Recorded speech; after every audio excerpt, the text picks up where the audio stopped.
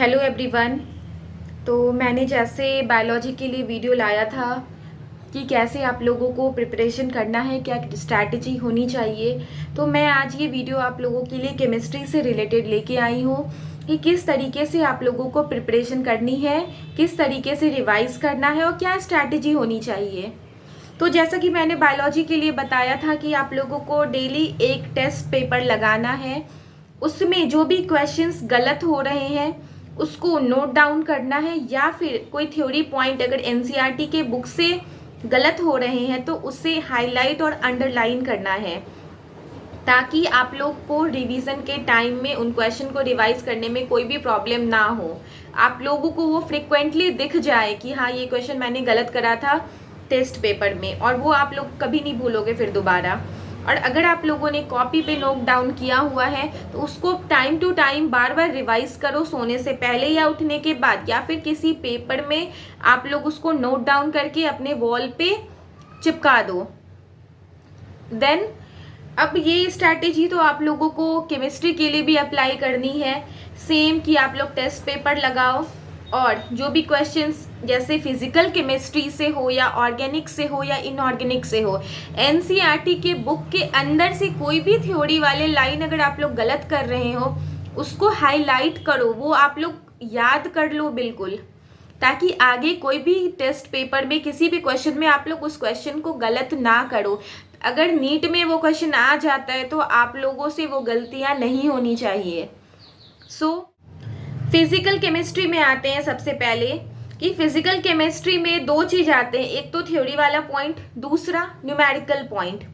तो जैसा कि मैं एक बात बता दूं आप लोगों को, फिजिकल केमिस्ट्री से कोई भी टफ क्वेश्चन या कोई भी ऐसा न्यूमेरिकल नहीं आता है जो आप लोगों से सॉल्व ना हो।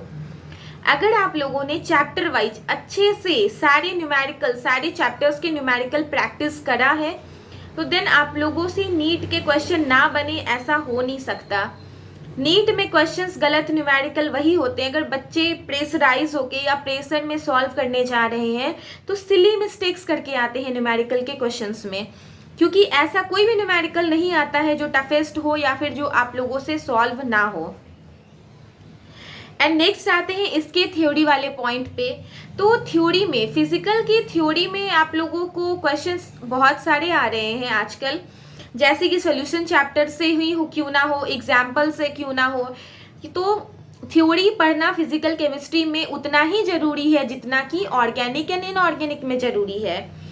तो आप लोग थ्योरी वाला per day 1 hours physical chemistry में एक चैप्टर उठा के आप लोग रिवाइज करो, थ्योरी वाला पॉइंट रिवाइज करो। और अगर जो भी टेस्ट पेपर में क्वेश्चन गलत हुए जो आप लोगों ने हाईलाइट किया उसको स्पेशली देखो, आप प्रीवियस ईयर के पेपर उठा के देखो कि कौन कौन सा एनसीईआरटी का लाइन पूछा गया है।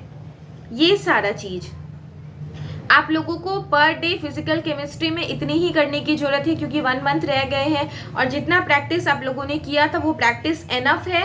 और अभी जो आप लोग टेस्ट पेपर से क्वेश्चन प्रैक्टिस कर रहे हो 15 क्वेश्चन पर डे, वो काफ़ी है। बाकी बात आप लोग थ्योरी पॉइंट पे ज़्यादा फोकस करो और फॉर्मूलाज पे, जितने भी फॉर्मूलाज है पेपर पे लिखो, उसको रिवाइज करो।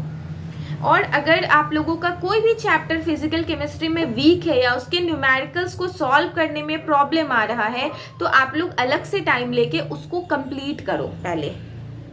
तो फिजिकल केमिस्ट्री का ये था स्ट्रैटेजी, आप लोग इतना करोगे तो 15 में 15 क्वेश्चन आराम से सही होंगे, कहीं कोई डाउट नहीं है।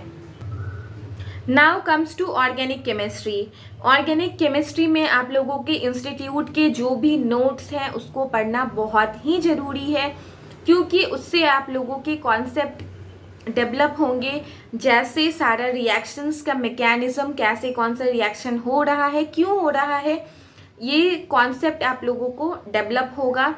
तो नोट्स के अलावा आ जाते हैं जितने भी एनसीईआरटी के रिएक्शंस है विथ इट्स रिएजेंट, टेम्परेचर, सब कुछ, तो वो रिएक्शंस आप लोगों को याद होने चाहिए। और जैसे कि ऑर्गेनिक में ले लेते हैं लास्ट चैप्टर, जैसे बायोमॉलिक्यूल्स, और 12th से लास्ट के 3 चैप्टर्स एंड 11th के लास्ट 1 चैप्टर पॉल्यूशंस। ये सारा चैप्टर्स आप लोगों को एनसीईआरटी को छोड़ के बिल्कुल भी नहीं पढ़ना है। ये सारा क्वेश्चन सारा लाइन बाय लाइन एनसीईआरटी से आता है। बाकी ऑर्गेनिक में आप लोगों को रिएक्शंस को याद करना अगर ज़्यादा प्रॉब्लमेटिक होता है तो ये आप लोगों का नोट्स हेल्प करेगा।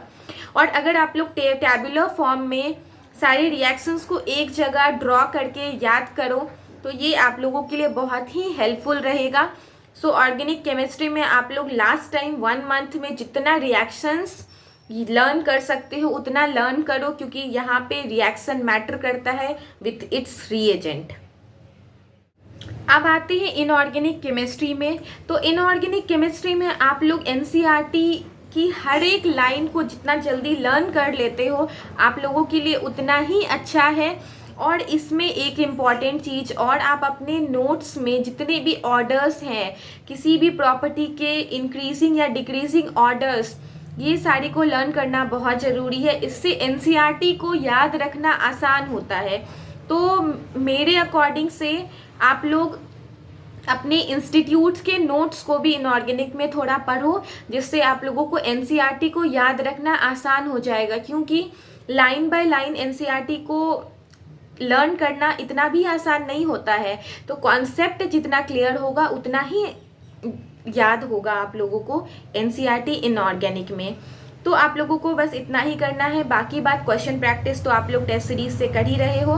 बाकी बात पर डे आप लोगों को एक चैप्टर्स पढ़ना ही पढ़ना है। अब केमिस्ट्री की बातें हो चुकी है तो फिजिक्स में आते हैं। तो फिजिक्स में आप लोगों को 2 घंटे देने हैं। फॉर्मूला, शॉर्ट नोट, रिवीजन, ये दोनों काफ़ी है। और अगर कोई भी चैप्टर वीक है तो 1 घंटे आप लोग प्रैक्टिस कर लो उसके कुछ इंपॉर्टेंट क्वेश्चंस और प्रीवियस ईयर क्वेश्चंस। बाकी बात आप लोग एक दिन में 45 क्वेश्चन तो बना ही रहे हो, जो टेस्ट सीरीज में आप लोगों ने बनाया, जो बना रहे हो डेली, तो ये आप लोगों के लिए काफ़ी है। बाकी शॉर्ट नोट्स, फॉर्मूला, डिवीज़न, ये आप लोगों को हेल्प करेगा क्वेश्चन को क्विकली बनाने में और फास्ट करने में। सो आज की वीडियो में हम लोगों ने ये सारी बातें की। So all the best guys, आप लोग अच्छे से तैयारी करो।